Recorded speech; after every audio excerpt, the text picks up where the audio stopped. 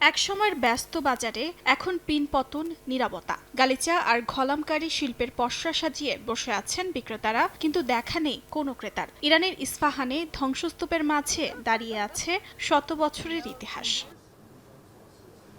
সম্প্রতি ইসরায়েল ও যুক্তরাষ্ট্রের হামলায় ক্ষতিগ্রস্ত হয়েছে প্রাদেশিক গভর্নরের কার্যালয়। এর পাশে ইউনেস্কো স্বীকৃত বিশ্ব ঐতিহ্য নকশ-ই-জাহান স্কয়ার। বোমার আঘাতে ভেঙে পড়েছে এখানকার দোকানপাটের জানালার কাচ, ফাটল ধরেছে প্রাচীন দালানে। এমন পরিস্থিতিতে কারুশিল্পীরা আশঙ্কা করছেন এই ধ্বংসযজ্ঞে হয়তো চিরতরে হারিয়ে যাবে তাদের পূর্বপুরুষের চিহ্ন।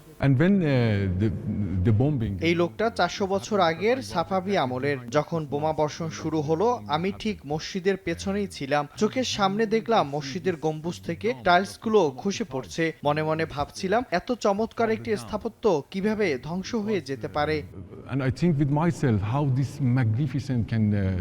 সাফাভি রাজবংশের আমলে তৈরি ইমাম মসজিদের গম্বুজ থেকে খসে পড়ছে কারুকাজ করা টাইলস। প্রাচীন এই স্থাপত্য দেখেই কার্পেটের নকশা আঁকতেন স্থানীয় কারিগররা। চোখের সামনে ধ্বংস হতে দেখে দুঃখ প্রকাশ করেন তারা। একই সঙ্গে ইউনেস্কো এ শহরের ঐতিহাসিক স্থাপনাগুলো ধ্বংস হওয়ায় গভীর উদ্বেগ জানিয়েছে।